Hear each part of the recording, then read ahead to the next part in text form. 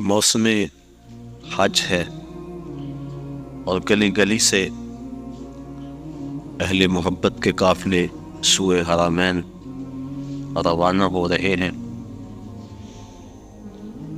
اللہ تعالیٰ جل شانہ نے قرآن مجید فرقان حمید میں ارشاد فرمایا کہ لوگوں پر اللہ کے لیے بیت اللہ کا حج لازم ہے جو کوئی راستے کی استطاعت رکھے۔ حج لغت میں قصد کو کہتے، اصطلاح شریعت میں مخصوص ارکان کی ادائیگی کے لیے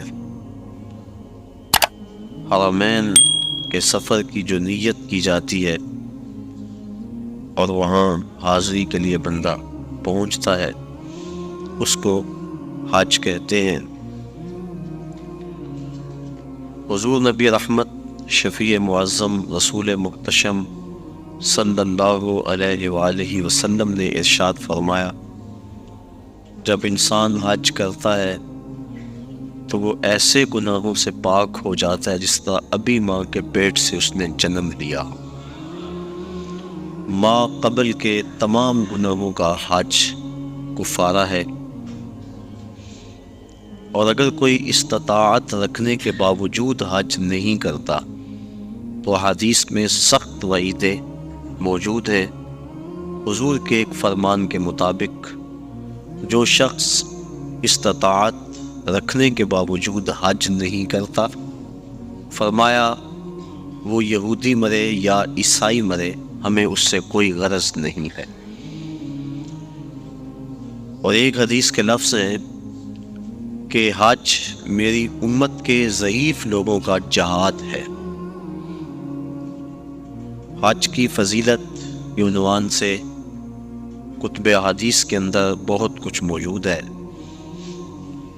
صاحب استطاعت پر زندگی میں ایک مرتبہ حج کرنا فرض ہے۔ 5 سال کے بعد جو حج کی تاکید کتب احادیث میں موجود ہے تو علماء نے اس کو استحباب پر محمول کیا ہے کہ جو غنی ہے، صاحب استطاعت ہے، اس کو چاہیے کہ 5 سال کے بعد وہ حج کرے، لیکن فرض زندگی میں صرف ایک مرتبہ ہے۔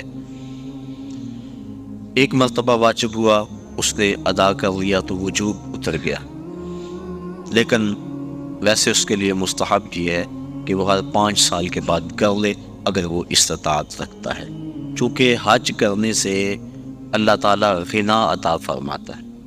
جب بندہ حج کرے اللہ اسے غنی کر دیتا ہے، اس کے رزق میں بھی برکت فرماتا ہے، اس کے دین میں بھی برکت فرماتا ہے۔ ایک حدیث کے لفظ ہیں، حضور نے ارشاد فرمایا کہ حج کرو غنی ہو جاؤ گے، سفر کرو صحت پاؤ گے۔ تو حج سے غنا ملتا ہے اور سفر سے صحت ملتی ہے۔ زندگی میں ایک مرتبہ حج کی فرضیت پر دلیل وہ معروف روایت ہے جو آپ نے متعدد مرتبہ علماء سے سماعت کی ہوئی ہوگی کہ حضور نے ارشاد فرمایا، لوگوں حج کے لیے آیا کرو۔ تو ایک شخص نے عرض کی، حضور ہر سال آیا کرے۔ آقا کریم خاموش رہے، کوئی جواب نہیں دیا۔ اس نے پھر پوچھا، حضور ہر سال آیا کرے، ہر سال حج فرض ہے؟ حضور خاموش رہے، جواب مرحمت نہیں کیا۔ اس نے تیسری مرتبہ پھر سوال کیا تو آقا کریم نے پھر خاموشی اختیار کی، پھر وقفہ سکوت توڑتے ہوئے فرمایا، تم سے پچھلی امتیں نبیوں پر کثرت سوالات کی وجہ سے ہلاک کر دی گئی۔ لو قلت نعم لوجبت، اگر میری زبان سے ہاں نکل جاتی تو واجب ہی ہو جاتا۔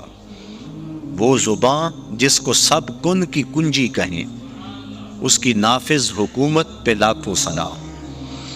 کہا اگر میری زبان سے ہاں نکل جاتی تو واجب ہی ہو جاتا۔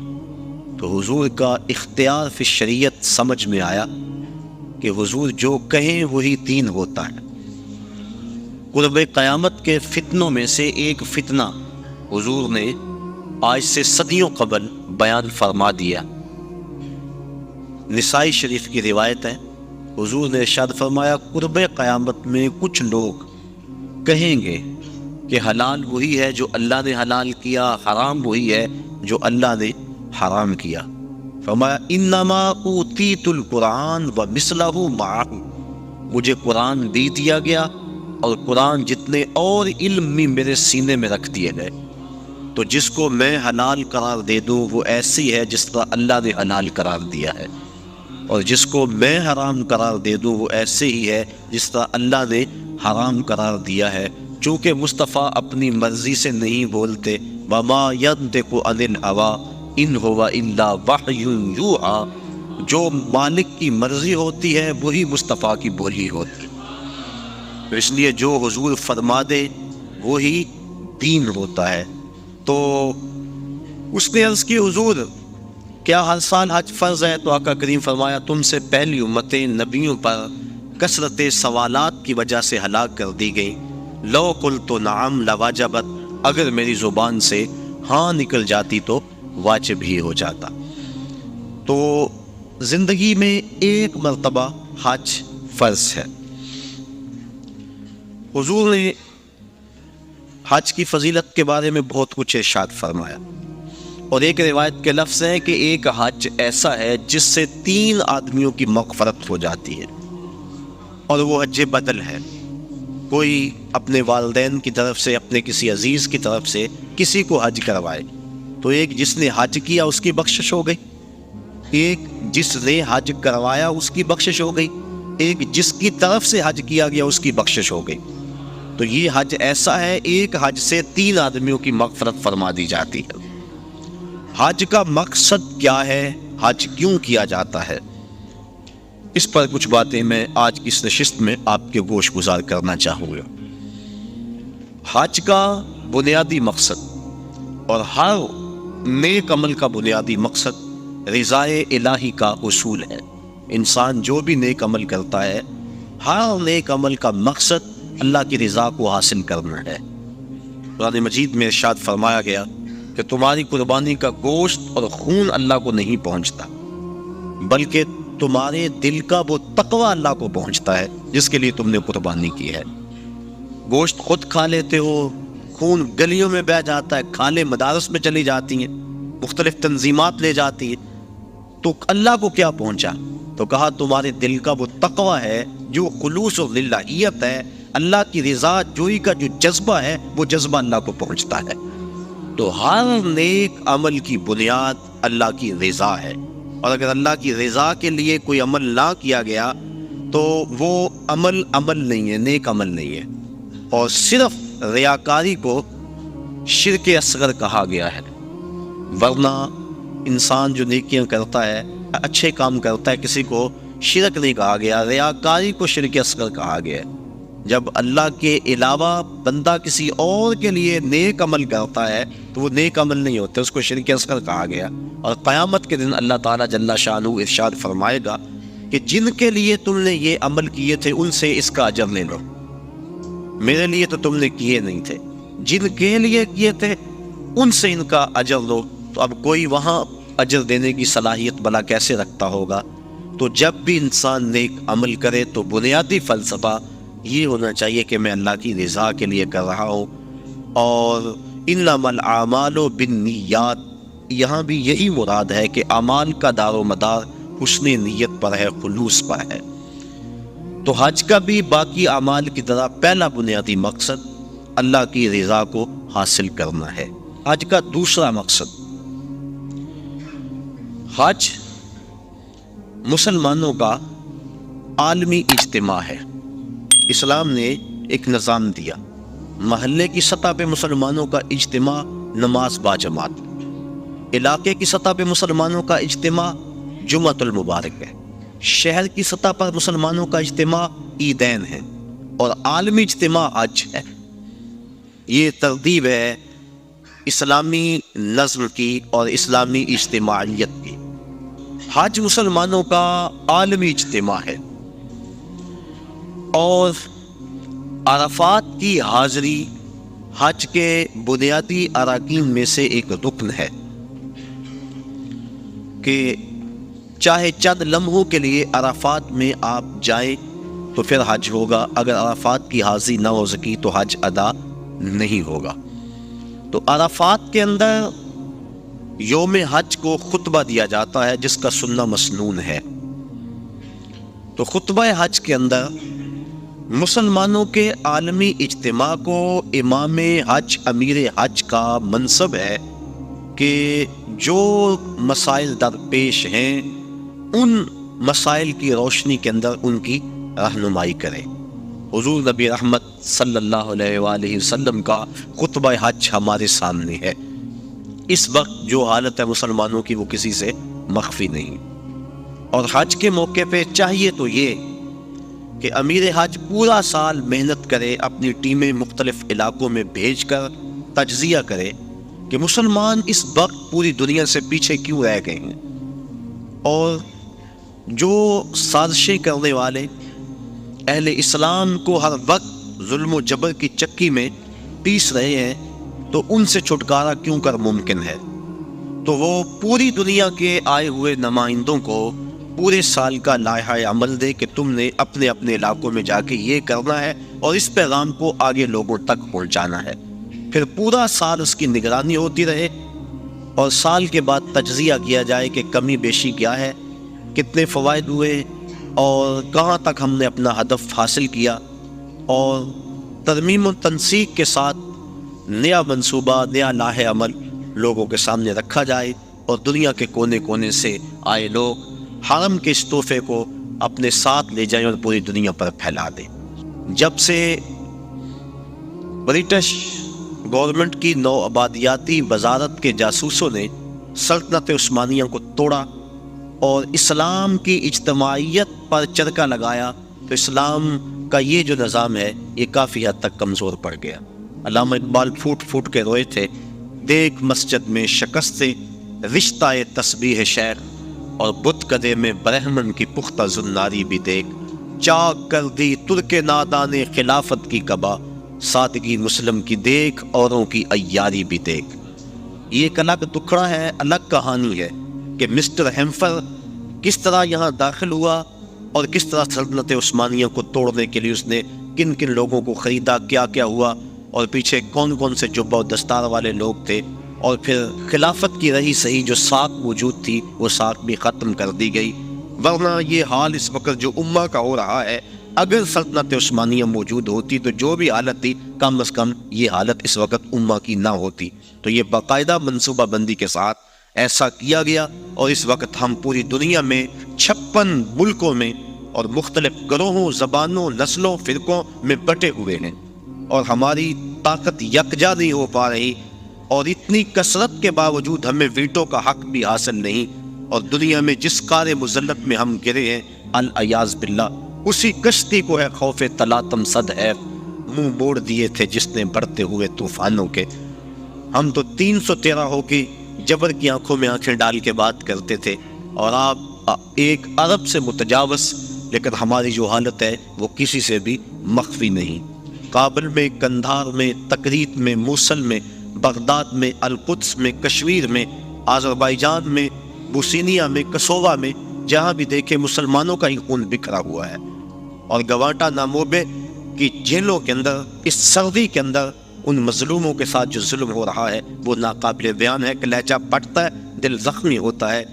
حج کا اجتماع مسلمانوں کا عالمی اجتماع ہے، اور اجتماع کے موقع پہ پوری دنیا کے مسلمانوں کو وہ چیز دینی چاہیے تھی جس سے وہ دوبارہ عروج کی طرف سفر کرنا شروع کر دیں۔ اقبال علیہ الرحمہ نے ایک بڑی خوبصورت بات کہی، وہ کہتے ہیں اقبال کوئی پوچھے یہ زائرین حرم سے، اقبال کوئی پوچھے یہ زائرین حرم سے، کیا حرم کا تحفہ زمزم کے سوا کچھ اور نہیں؟ کہ جو بھی جاتا ہے آب زمزم لا کے ہمیں پلاتا ہے۔ اقبال کہتے ہیں وہاں سے جو نور لے کر آئے ہو، جو پیغام لے کر آئے ہو، وہ پیغام بھی تو ہمیں دو نا۔ کھجوریں اور آب زمزم ہمیں پلا دیتے ہو، حرم کا اور بھی تحفہ ہے جو لینے کے لیے تم وہاں گئے تھے۔ تو یہ بنیادی ایک مقصد ہے کہ مسلمانوں کا عالمی اجتماع ہے، اور عالمی لیول کے جو مسلمانوں کے مسائل ہیں، میں یہاں گفتگو کروں یا میں عملی طور پہ کوشش کروں، اس سے کچھ بہتری تو آ سکتی ہے، لیکن عالمی مسائل کا حل وہاں سے ہے۔ اور اگر عرب اس کے لیے اپنے آپ کو تیار کریں اور جرأت اور پابندی کا مظاہرہ کرے اور دن راتیں کر دے اور منصوبہ بندی کرے اور حج کے موقع پہ اس پیغام کو لوگوں تک پہنچائے، تو مسلم امہ پھر متحد ہو سکتی ہے، اور وہ خواب جو کہ اسلام کی نشت ثانیہ کا خواب ہے وہ شرمندہ تعبیر ہو سکتا ہے۔ تو یہ حج کا دوسرا بنیادی مقصد تھا کہ مسلمانوں کو عالمی اجتماع دیا گیا ہے۔ اجتماع کرنے کے لیے کئی کچھ کیا جاتا ہے، لیکن اس اجتماع کے لیے اللہ نے لوگوں کے دل میں کشش پیدا فرما دی۔ جب کوہ ابو قبیس پہ چڑھ کے جناب ابراہیم کو آواز دینے کے لیے کہا گیا تو عرض کی مالک میری نحیف و نزار آواز کہاں پہنچے گی؟ کہا ہے ابراہیم علیہ السلام آواز دینا تیرا کام، اس کو لوگوں تک پہنچا دینا یہ ہمارا کام ہے۔ اور پھر ماں کے شکم میں اور باپ کی سلب کے اندر تک اس آواز کو پہنچا دیا گیا، اور جس نے اس آواز کو سنا آج لبیک لبیک کہتا ہوا شوق و مستی میں دوڑتا ہوا حرم کی طرف بڑھتا چلا جا رہا ہے۔ تو یہ مسلمانوں کا عالمی اجتماع ہے، اس کے جو فوائد تھے عالمی اجتماع کے کاش کہ وہ حاصل کیے جاتے۔ تیسرا مقصد حج کا مساوات کا عملی اظہار۔ اسلام کی بنیادی تعلیمات میں سے ایک تعلیم مساوات ہے کہ سب لوگ برابر ہیں، رنگ و نسل کی بنیاد پر، دولت افراد کی کثرت کی بنیاد پر کسی کو کسی پہ فضیلت نہیں دی جا سکتی۔ ان اکرمکم عند اللہ اتقاکم، جو زیادہ تقوی کا نور اپنے سینے میں رکھتا ہے وہ زیادہ عزت والا ہے۔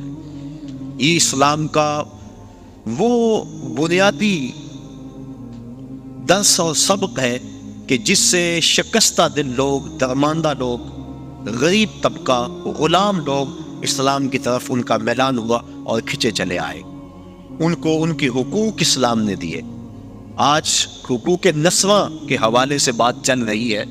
میں نے پچھلے دنوں کے اندر ہمدرد حال کے اندر ایک فورم پہ کہا تھا کہ دنیا کے بڑے بڑے دانشور اور دنیا کے بڑے بڑے مذاہب اور مغرب جو آج عورتوں کو حقوق دینے کی بات کرتا ہے، اگر تاریخ میں ہم تاریخ کے جھونکوں سے جھانک کے دیکھ تو یہ تو عورت کو انسان ماننے کے لیے تیار نہیں تھے۔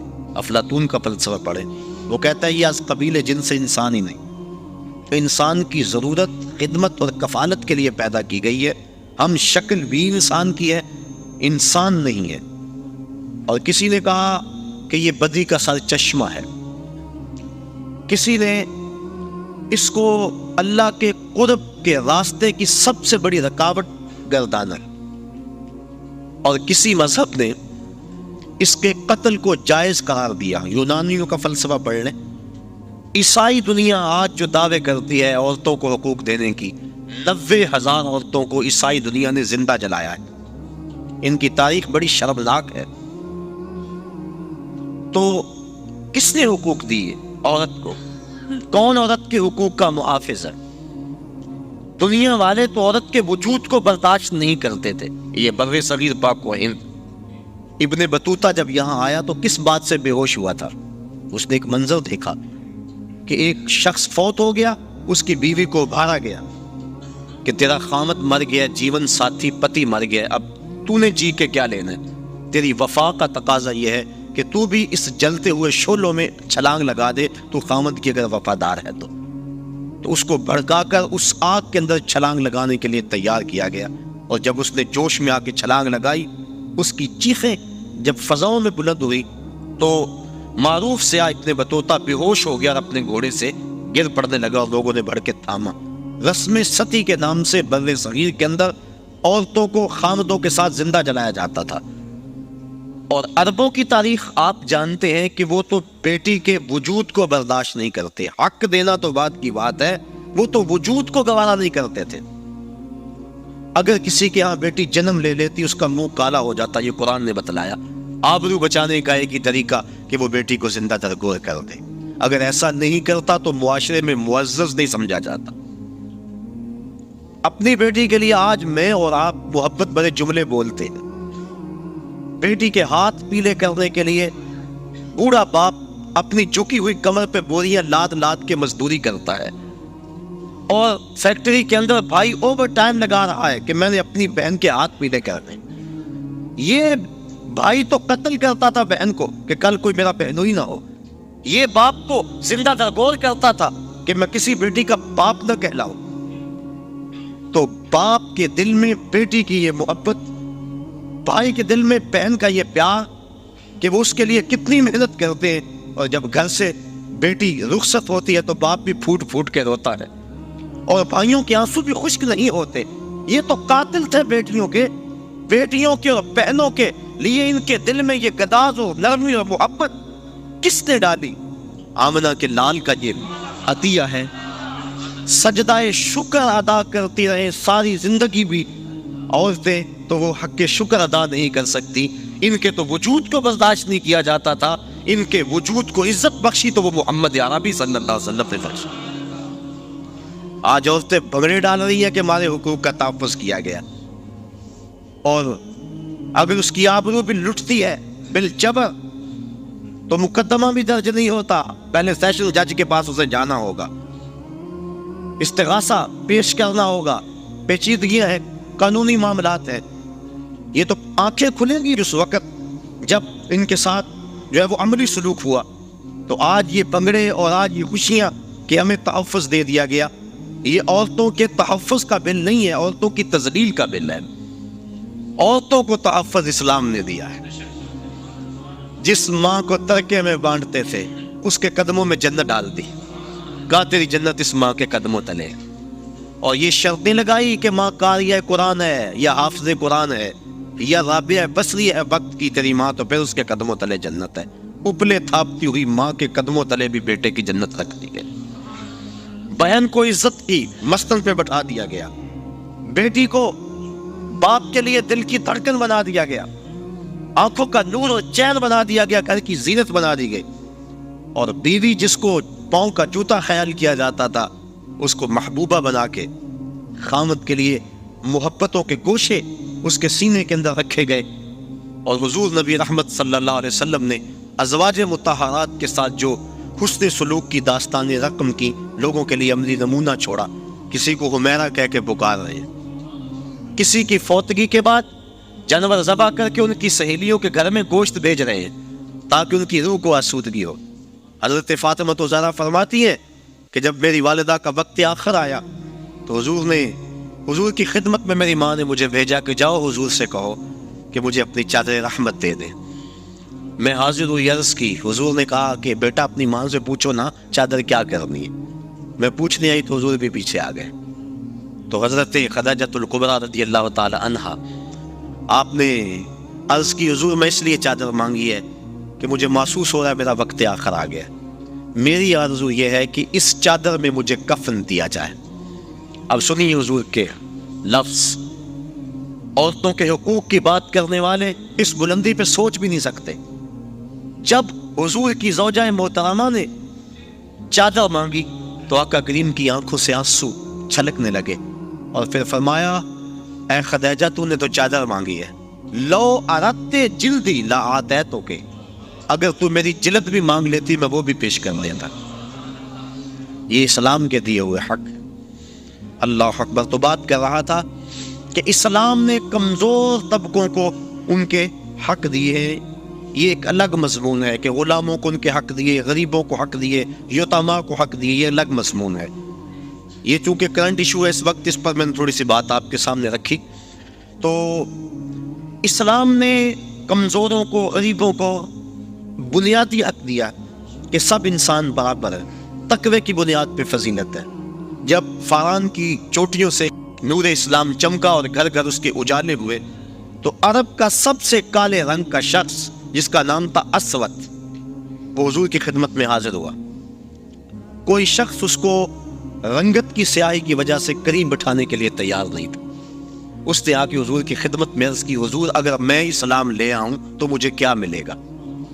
حضور نے فرمایا جو ابو بکر و عمر کو ملا ہے وہی تمہیں ملے گا، جو حقوق و فرائض ان کے ہیں وہی حقوق و فرائض تیرے ہوں گے، جس صف میں وہ کھڑے ہوتے ہیں اسی صف میں تو کھڑا ہوگا، اور اگر تو پہلے آ جائے اور وہ بعد میں آئے تو اگلی صف میں کھڑا ہوگا، وہ پچھلی صف میں کھڑے ہوں گے۔ اس نے کہا اگر اسلام یہ ہے تو میں تو پھر دل و جان سے اس دین کو قبول کرتا ہوں۔ حضرت اقبال مساوات کی بات کے اندر اسرار و رموز کے اندر لکھتے ہیں اسود از توحید احمر می شود، کہ اسود توحید کے فیضان سے احمر ہو جاتا ہے، گوری رنگت والوں کے کندھوں سے کندھا جوڑ کے وہ کھڑا ہوتا ہے۔ یہ اسلام کا دیا ہوا درس مساوات ہے کہ سب کو ایک صف میں کھڑا کر دیا گیا، اسلام کا درس ہے۔ حضرت بلال حبشی رضی اللہ تعالی عنہ اور حضرت ابو ذر غفاری رضی اللہ تعالیٰ عنہ کسی معاملے میں شکنجی ہو گئی، تو غصے میں آ کر جناب ابو ذر غفاری نے کہا کہ تو کالی ماں کا بیٹا ہے۔ بس دل ٹوٹ گیا، حضور کی خدمت میں آئے اور کہا کہ حضور حالت دیکھی حضور، میں کیا ماجرا ہے؟ اس کی حضور مجھے آج تانا ملا ہے کہ تو کالی ماں کا بیٹا ہے۔ آقا کریم غصے میں آ گئے، فرمایا جاؤ جا کے ابو ذر کو میرا پیغام دو کہ جن عورتوں کا دودھ میں نے پیا ہے ان میں سے ام ایمن ایک ایسی خاتون تھی جس کا رنگ گورا نہیں تھا، اور جا کے ابو ذر کو کہو جو تانا تجھے دیا ہے وہ اپنے نبی کو بھی آ کے دے۔ اور جب جناب بلال حبشی رضی اللہ تعالیٰ عنہ ان کے پاس گئے اور جا کے یہ بات کہی تو وہ زاروں کے تار رونے لگے اور اپنا جوتا اتار کے حضرت بلال حبشی کے ہاتھ میں دیا، کہا یہ میرے منہ پہ ملو جس سے میں نے یہ بات کہی ہے۔ تو دیکھیے یہ اسلام کا عمل مساوات ہے اور اسلام کا درس مساوات ہے کہ اسلام نے سب کو ایک صف میں کھڑا کیا اور معیار تقویٰ رکھا، تقوی کی معیار پہ سب انسان جو ہے وہ ایک دوسرے سے فضیلت لے سکتے ہیں، ورنہ ایک دوسرے کے برابر ہے۔ تو اس اسلام کے درس مساوات کا عملی اظہار حج کے موقع پہ ہوتا ہے۔ غریب امیر، بادشاہ اور گدھا، کالا اور گورا، اجمی اور عربی سب ایک ہی لباس میں ہوتے ہیں، ایک ہی رکن ادا کر رہے ہوتے ہیں اور ایک ہی تلبیہ سب کی زبان پہ ہوتا ہے۔ اور اگر کوئی شخص حج کے اس اجتماع میں جہاں درس مساوات دیا گیا وہاں سے آ کر دوبارہ اونچ نیچ اور تفریق میں مبتلا ہو تو سمجھو کہ اس نے حج کا نور حاصل نہیں کیا۔ اگر وہ یہاں پلٹ کے آ کے بھی اس تقسیم کو، جس تقسیم کی مخالفت حضور نے کی، اور خطبہ حجۃ الوداع کے موقع پہ حضور نے فرمایا کہ یہ جو کالے کورے اور عربی اجمی کی تقسیم ہے میں ان کو پاؤں تلے رونتا اور ان تفاخر کو ختم کرتا ہوں، ان اکرمکم عند اللہ اتقاکم۔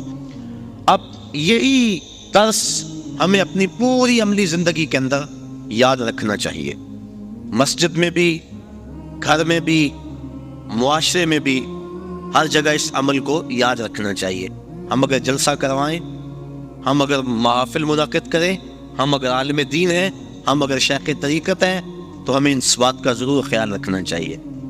کسی دور میں معزز وہ خیال کیا جاتا تھا جس کی اولاد زیادہ ہوتی تھی، تاریخ عرب پڑھے، اور اس وجہ سے 100 شادیاں کیا کرتے تھے۔ وہ اسلام نے 4 شادیوں کی حد بندی کر دی کیونکہ آدمی سے آگے حق نہیں ادا کر سکتا۔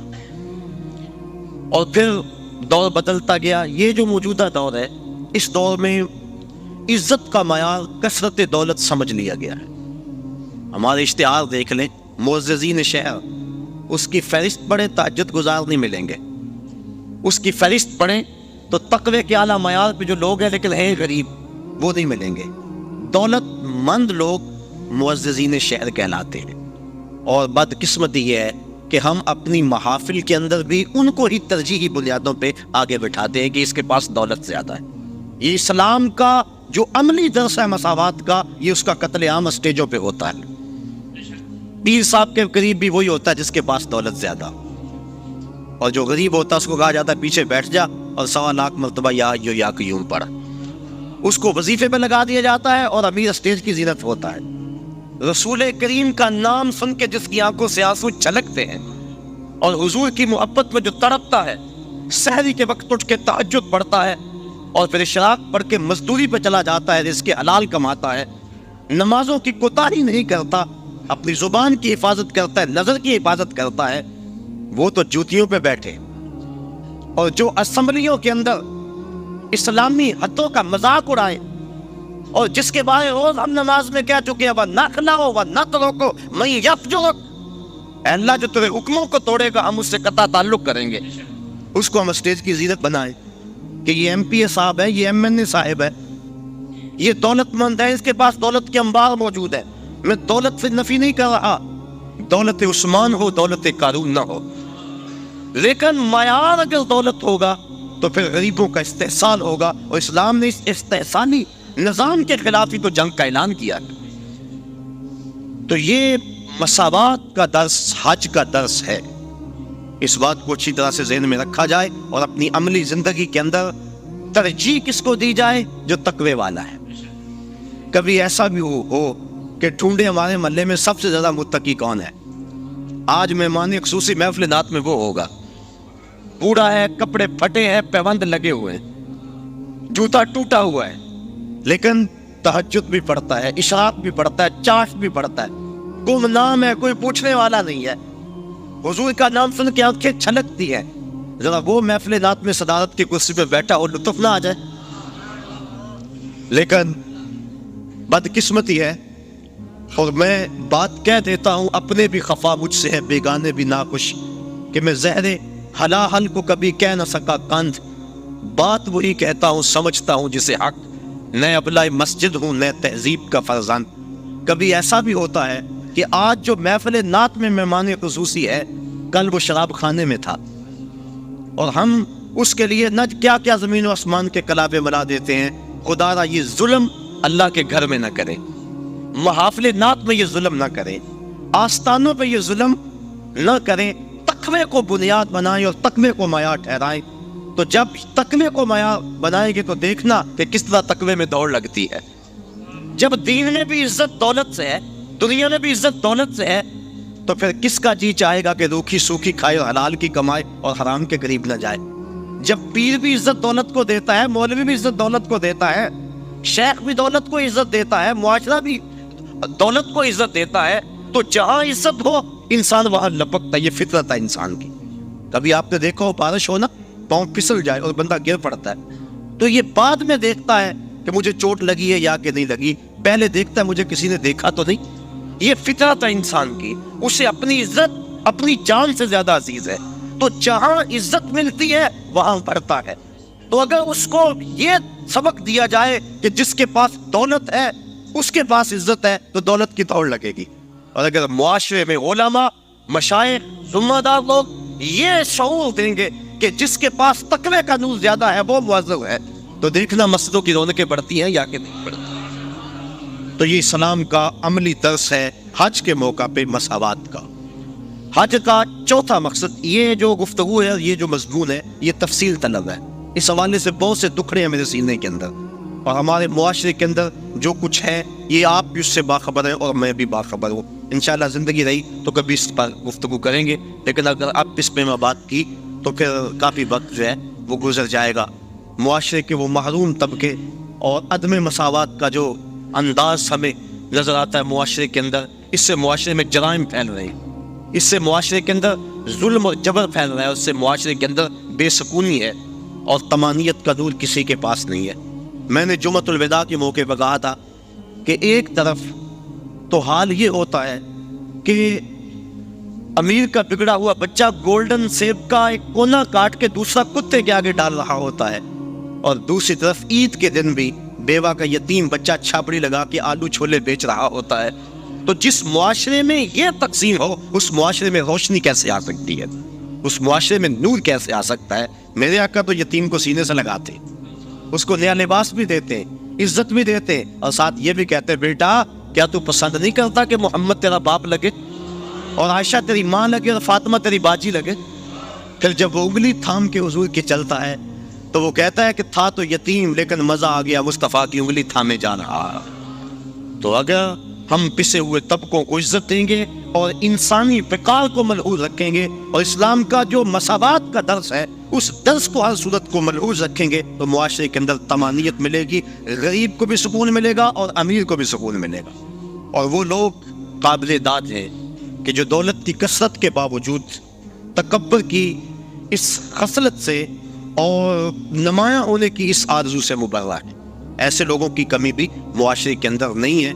جگہ جگہ ہمارا بھی جانا ہوتا ہے. کچھ لوگ ایسے ہوتے ہیں کہ دولت کی کثرت کے باوجود ان کے اندر عجز، خاکساری اور انسانی ہمدردی کے جو جذبے ہیں وہ قابل داد ہیں، اور میں ان پہ جتنی بھی داد ان کو دوں کم ہے. اللہ تعالیٰ ان کی عزتوں میں مزید فراوانی عطا فرمائے. گلی گلی کوچے کوچے ایسے لوگ بھی بکھرے ہوئے ہیں. حج کا یہ تیسرا مقصد تھا مساوات. حج کا چوتھا مقصد ہمیں ہمارے ماضی سے جوڑنا ہے. ہمارا جو ماضی ہے، ہماری جو تاریخ ہے، اس سے ہمیں جوڑنا، یہ حج کا چوتھا مقصد ہے. آپ دیکھ لیجئے، ملاحظہ کر لیں پورے حج کو. ہم ملت خلیل سے ہیں اور ہمیں ماضی سے جوڑا گیا. طواف کعبہ ہے، پہلے چکر رمل کے لگائے جاتے ہیں. رمل کیا؟ جس طرح پہلوان اکھاڑے میں چلتا تھوڑا سا ٹہل ٹہل کے کندھے چکا کے اس طرح طواف کرو. پہلے چکر رمل کے لگاؤ. اللہ کا گھر اور اکڑ کے چلے. لیکن تاریخ ڈھونڈی تو یوں ماجرا سامنے آیا کہ فتح مکہ کے دن کافر چھتوں پہ تھے. مسلمان شب و روز ہجرت مدینہ کے بعد جنگوں کی محنت، دین کے لیے تگ و تاز اور جد و جہد میں مصروفیت کی وجہ سے سخت کمزور تھے. کافروں نے کہا دیکھو مکے میں تھے تو آسودہ تھے، یہاں سے چلے گئے نا تو دیکھو کیا حال ہو گیا. آقا کریم فرمایا ذرا تم تھوڑا سا ٹہل کے چلو تاکہ انہیں پتہ چلے ہم ماڑے نہیں تگڑے ہیں. ان کو دکھلانے کے لیے اس انداز کے ساتھ پہلے چکر رمل کے لگوائے اللہ کے گھر کے سامنے. اب کفار چھتوں پہ موجود نہیں ہوتے. علت ختم ہو گئی. جب علت ختم ہوئی تو معلول بھی ختم ہونا چاہیے تھا، لیکن علت ختم ہوئی، معلول ختم نہیں ہوا. چکر اسی طرح لگائے جاتے ہیں. گو کافر نہیں دیکھ رہے، یار کی سنت کو تو ادا کرنا ہے نا.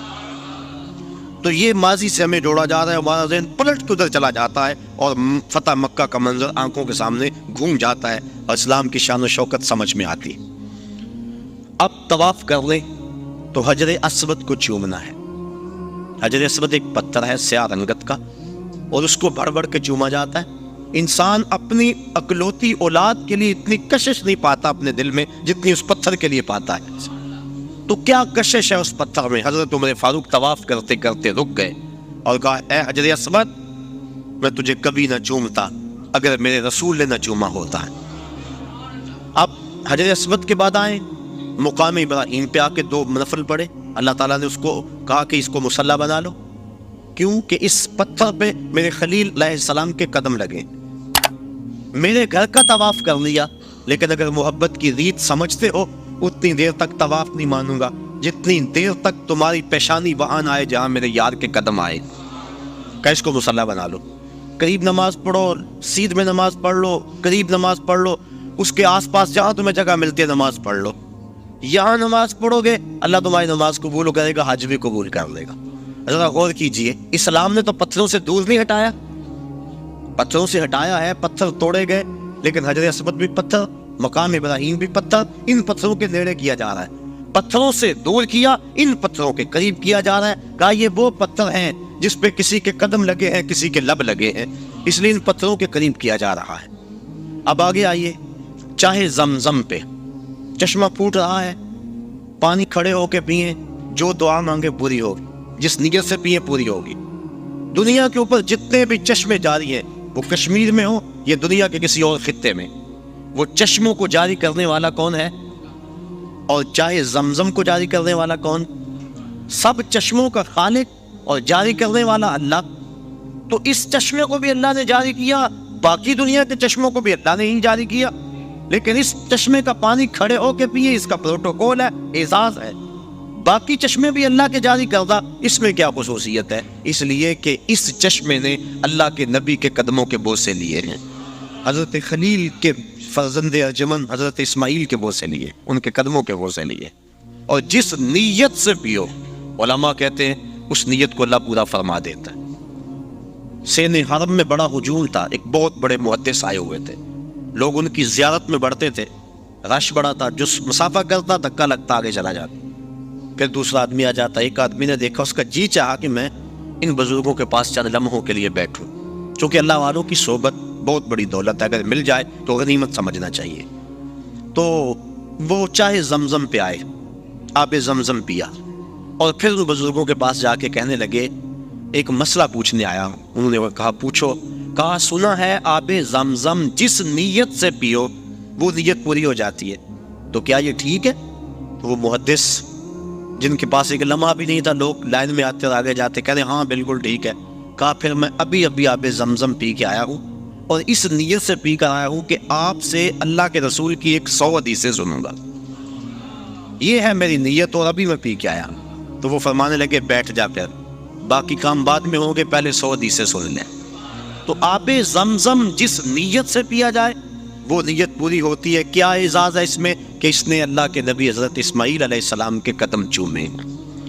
آگے آج صفا مروہ پہ میں یہ عرض کرنا چاہ رہا ہوں, آج کا مقصد ہے ہمیں ماضی سے جوڑا جا رہا ہے. صفا مروہ نصف میل کی دوڑ ہے اور 7 چکر میں 3.5 میل بن جاتے ہیں. آج تھکا ہوا ہوتا ہے لیکن اس کو یہاں حکم ہے دوڑنے کا, اور وہاں عجیب مستی میں لوگ دوڑ رہے ہیں, بچے بھی, بوڑھے بھی, جوان بھی, مرد و زن, جن سے دوڑا نہیں جاتا وہ ریڑیوں کے اندر ان کو ڈالا ہوا ہے, ان کو کھینچا جا رہا, وہ بھی دوڑ رہے ہیں. میلین اقدرین کے اندر تو جو ہے وہ عجیب سما ہوتا ہے, سروں کا سمندر نظر آتا ہے. دوڑنا بھی کوئی عبادت ہے, دوڑے جا رہے ہیں. مقصد کیا؟ حضرت حاجرہ تو اس لیے دوڑی تھی کہ ان کو بیٹے کے لیے پانی چاہیے تھا.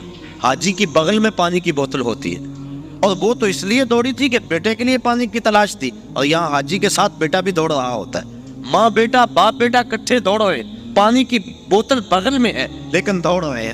تو کیا یہ پانی کے لیے دوڑ رہے ہیں؟ نہیں. بیٹے کے لیے دوڑ رہے ہیں؟ نہیں. یہ تو محبوب کی ادا کو ادا کر رہے ہیں. اور حضرت حاجرہ نے اس وادی غیر ذی زرع کے اندر جس طرح جرأت و استقامت کا ثبوت فراہم کیا, آپ نے علماء سے سنا, تفصیل کا وقت نہیں, کہ جب جناب خلیل علیہ السلام سیدہ حاجرہ کو چھوڑ کے واپس پلٹنے لگے تو یہ سحر کا وقت تھا. تو حضرت حاجرہ بھر کے ان کا دامن تھام لیا. تمسکت بے ازیالہ, دامن تھام کے پوچھنے لگی اس تنہائی اور غربت میں چھوڑ کے کہاں جا رہے ہیں؟ وہاں انسانی وجود کیا, حیوانی وجود بھی نہیں تھا. مورخ اسلام افی جلندری اس جگہ کا نقشہ کھینچتے ہوئے لکھتا ہے وہ وادی جس میں وحشت بھی قدم رکھتی تھی ڈر ڈر کے, جہاں پھرتے تھے آوارہ تھپیڑے باد سر سر کے, جہاں پر گھاس اگتی ہے, جہاں نہ پھول کھلتے ہیں, مگر وہ سرزمین ہے آسماں بھی جھک کے ملتے ہیں. وہی پہاڑوں میں دن کو ڈر لگے, عورت رات اور معصوم بچہ گود میں, نہ پینے کے لیے کچھ ہے, نہ کھانے کے لیے کچھ, نہ کوئی ہمسائیگی. عورت کا وجود. حضرت حاجرہ کو حضرت ابراہیم علیہ السلام جب چھوڑ کے جانے لگے دامن تھام لیا, کہ اس تنہائی اور غربت میں چھوڑ کے کہاں جا رہے؟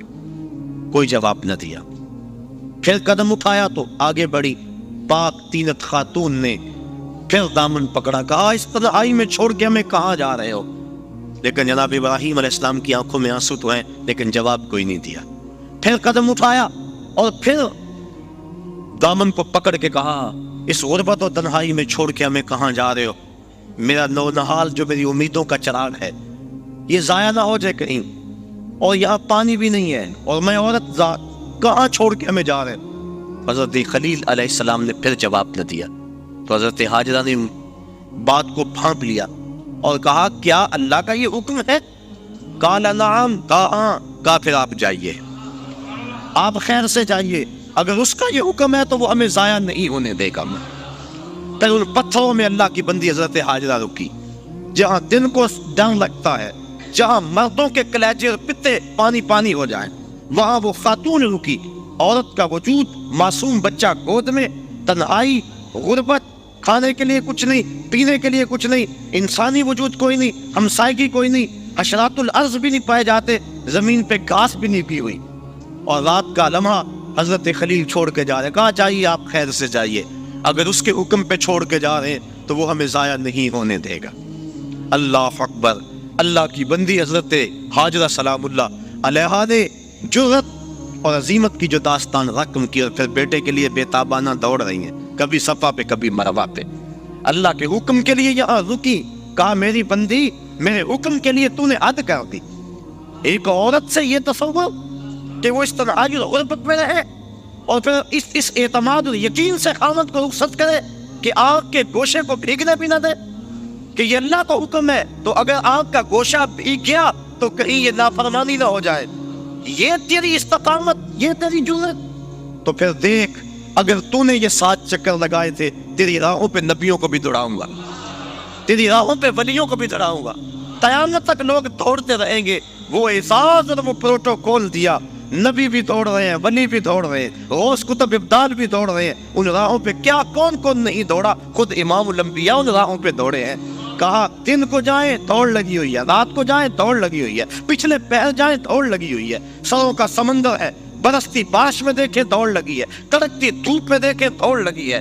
اب تو وہاں بڑا کچھ بن گیا، جب کچھ نہیں تھا پھر بھی دوڑ لگی تھی، کبھی وہ سائی موقوف نہیں ہوئی۔ لوگ دوڑے جا رہے ہیں، دوڑے جا رہے ہیں۔ چاہیے کیا؟ کچھ بھی نہیں چاہیے۔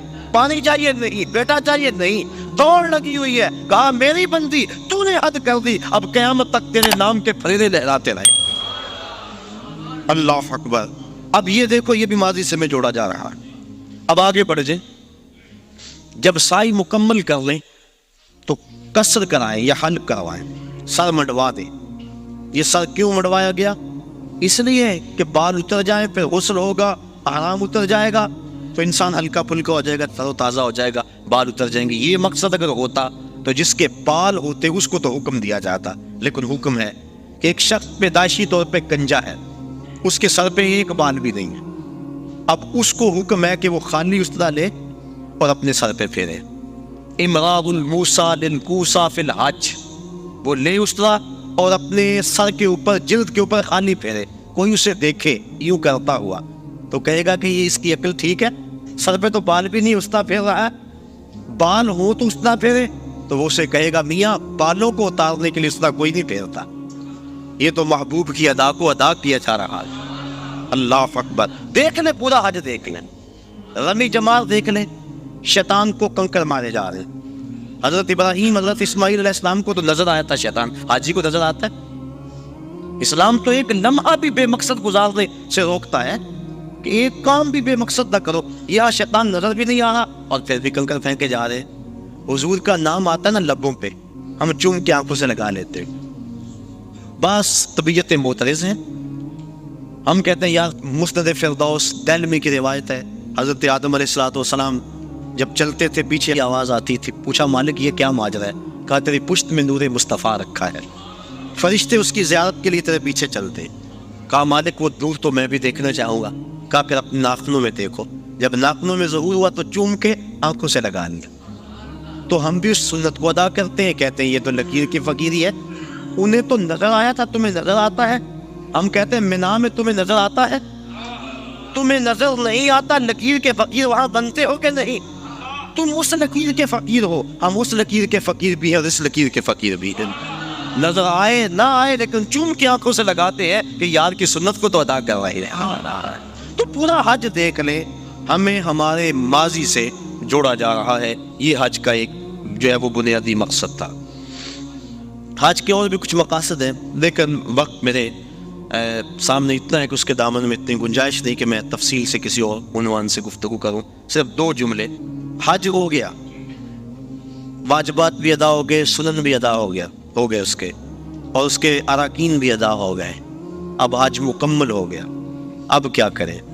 اعلیٰ حضرت فرماتے ہیں حاجیو آؤ شہنشاہ کا روضہ، کعبہ تو دیکھ چکے، اب کعبے کا کعبہ دے۔ اللہ نے جن کو حج یا عمرہ نصیب کیا ہے اللہ انہیں بار بار نصیب کرے، اور جن کو یہ سعادت نصیب نہیں ہوئی انہیں بھی بار بار نصیب کرے۔ مدینہ شریف شمال میں ہے مکہ المکرمہ سے، اور کعبۃ اللہ کا جو میزاب ہے، پرنالہ جسے کہتے ہیں، اس کا رخ ادھر ہے، شہر محبوب کی طرف۔ تو اعلیٰ حضرت فرماتے ہیں حاجیوں ذرا غور سے دیکھو کعبہ کیا کہہ رہا ہے، بازو نکال کے بتا رہا ہے اگر قبولیت کی مہر لگانی ہے تو مدینے چلے جاؤ۔ اللہ اکبر۔ تو حضور علیہ السلام کے روزے پہ حاضری دینا قریب واجب ہے، علماء نے لکھا، اور حضور نے ارشاد فرمایا من حج البیت ولم یزرنی فقد جفانی، جس نے حج بیت اللہ کیا اور میری زیارت کے لیے نہ آیا اس نے میرے اوپر ظلم کیا ہے۔ اور قرآن مجید کی آیت گواہ ہے وَلَوْ أَنَّهُمْ إِذْ ظَلَمُوا أَنفُسَهُمْ جَاءُوكَ، اے حبیب یہ لوگ اگر اپنی جانوں پہ ظلم کر بیٹھے تو تیری چوکھٹ پہ آ جائے۔ میرے شہر کا ایک شاعر ہے، اس نے اس کا ترجمہ کیا، وہ کہتا ہے مجرم ہو تو منہ اشکوں سے دھوتے ہوئے آؤ، آؤ درے طباب پہ روتے ہوئے آؤ۔ قرآن میں مذکور ہے توبہ کا طریقہ، سرکار کی دہلیز سے ہوتے ہوئے آؤ۔ اگر اپنی جان پہ ظلم کر بیٹھو تو محبوب کی چوکھٹ پہ آؤ، اور پھر اللہ سے معافی مانگو، معافی ہو جائے گی؟ نہیں، رسول تمہارے لیے اللہ سے استغفار طلب کرے۔ تو تم معافی مانگنے آئے تھے، اللہ رحمت بھی عطا کر دے گا، لَوَجَدُ اللَّهَ تَوَّابًا رَحِيمًا۔ تم توبہ کے لیے آئے تھے، اللہ رحمت بھی اپنے جناب سے دے گا، کیونکہ محبوب کو جو ساتھ لے کر آئے۔ اللہ اکبر، یہ حضور کی ظاہری حیات میں بھی تھا۔ مسجد نبوی میں اس توان ابی لبابہ اس میں گواہ ہے کہ حضرت ابو لبابہ نے اپنے آپ کو بندھوا دیا اور قسم کھائی جب تک حضور نہیں کھولیں گے میں اپنے آپ کو نہیں کھلواؤں گا۔ اور پھر جب آیت نازل ہوئی تو حضور کے غلاموں نے کہا بشارت ہو، تیرے گناہ معاف کر دیے گئے، رسیاں کھولنے لگے، کہا پیچھے ہٹ، جو حضور کھول لیں گے تو میں اپنے آپ کو کھلواؤں۔ اللہ زندگی میں بھی تھا، اور اس پر علماء کا جزم ہے کہ انتقال ظاہری کے بعد بھی حضور علیہ الصلوۃ والسلام کے روزے پہ جا کے گناہوں کی بخشش کا سوال کرنا امت کو اس کا حکم ہے، اور جاؤکا کے اندر یہ بات داخل ہے۔ ابن کثیر مکی نے اس واقعہ کو بیان کیا ہے۔ الجامع لأحکام القرآن کے اندر امام قرطبی نے بھی لکھا ہے، صاحب مدارک نے بھی لکھا ہے، اور بھی علماء نے کتاب الشامل کے اندر بھی بہت سارے درجنوں علماء نے، بلکہ مفسرین کی ایک جماعت نے اس بات کو بیان کیا ہے کہ حضرت امام عطبی رحمۃ اللہ تعالی علیہ کہتے ہیں کہ میں حضور کے روزے کے پاس بیٹھا تھا، ایک شخص آیا اور کہنے لگا کہ حضور میں اللہ کا یہ فرمان پڑھ کے کہ اگر اپنی جانوں پہ ظلم کر بیٹھو تو آپ کی چوکھٹ پہ آؤ، میں حاضر ہو گیا، اب میرے گناہوں کی بخشش چاہیے۔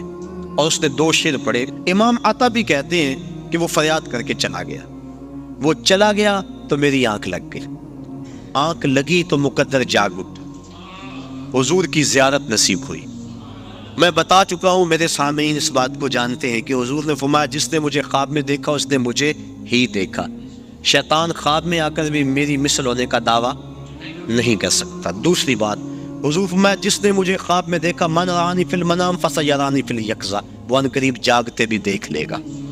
تیسری بات، جس کے خواب میں حضور آئے حضور قصد اور مرضی سے آئے۔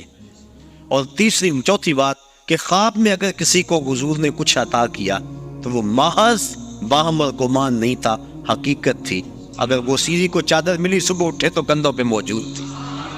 شاہ ولی اللہ محدث دہلوی فرماتے ہیں، اور یہ تمام مکاتب فکر کے نزدیک معتبر ہے، فرماتے ہیں کہ خواب میں میرے والد شاہ عبد الرحیم رحمۃ اللہ تعالی علیہ کو حضور نے اپنے 2 بال عطا کیے، جب صبح اٹھے تو سرانے پہ موجود تھے، اور وہ ان کی زیارت لوگوں کو کروایا کرتے تھے۔ اور آپ فرماتے ہیں کہ جب اس صندوق کو ہم لے کے چلتے تھے جس میں وہ بال تھے تو بدلی سایہ کیا کرتے تھے۔ تو حضور نے خواب میں اگر کسی کو کچھ عطا کیا تو وہ حقیقت میں عطا کیا، جو فرمایا وہ حق فرمایا۔ اور در ثمین فی مبشرات النبی الامین کے نام سے مارکیٹ کے اندر کتاب دستیاب ہے، جو شاہ ولی اللہ محدث دہلوی نے اپنے والد سے منقول روایات نقل کی ہیں جو خواب میں انہوں نے حضور سے سنی تھی اور ان کو انہوں نے حدیث قرار دیا ہے۔ اللہ اکبر۔ تو امام عطبی کہتے ہیں کہ میں سو گیا، مقدر جاگا، حضور کی زیارت ہوئی، اور حضور نے فرمایا قم یا عطبی والحق الاعرابی فبشرہ بالجنہ، آیا تبھی اٹھو اور جو دیہاتی یہاں ابھی آیا تو اس کو ڈھونڈو، جب مل جائے تو میری طرف سے جنت کی بشارت دے دو۔ اور مدارک کے لفظ ہیں، مدارک کے لفظ کہ وہ شخص آیا اور آ کے بیٹھ ہی گیا، کہا جب تک بخشش نہیں ہوگی اٹھوں گا ہی نہیں، اور زاروں کے تار روئے جا رہے ہیں۔ تو وہاں لفظ ہے فنودی من القبر انہ قد غفر لک، تو گنبد خضرا سے آواز آئی جا تجھے معاف کر دیا گیا۔ اس کے لیے آواز آئی، جو جتنی تڑپ سے جتنی محبت سے آئے اس کو اتنا ہی صلہ دیا جاتا ہے۔ اور 555 ہجری کا واقعہ ہے، اور اس کو تمام مکاتب فکر کے لوگ اپنی کتابوں میں درج کرتے ہیں۔ کتاب المناسک میں لکھا گیا، زکریا سہارنپوری نے کتاب الحج میں لکھا، اور بھی بہت سارے لوگوں نے لکھا۔ حضرت شیخ احمد رفاعی رحمۃ اللہ تعالی علیہ بہت بڑے بزرگ ہوئے ہیں اور حضور کی اولاد سے تھے، کثرت سے درود پڑھا کرتے تھے۔ پھر حاضری کا موقع ملا، حضور کے روزے کے سامنے جا کے کھڑے ہوئے، عرض کی حضور پہلے آپ کے بیٹے کی روح آیا کرتی تھی اور آپ کا روحانی جواب پہنچتا تھا، آج جسم آ گیا، اور آج میں نے جو ہے وہ جواب بھی اس انداز کا لینا ہے۔ 70,000 آدمی مسجد نبوی میں موجود تھے، حضرت غوث اعظم شیخ عبد القادر جیلانی رحمۃ اللہ تعالی علیہ فرماتے ہیں اتفاق سے میں بھی وہاں موجود تھا۔ پھر کیا ہوا کہ حضور کا بیٹا، حضور کا جگر پارا، حضور کی اولاد سے حضور کا لخت جگر جو ہے وہ وہاں حضور کے سامنے گزارش کی اور کھڑا رہا کہ حضور میں اب جواب اس طرح کا نہیں لینا۔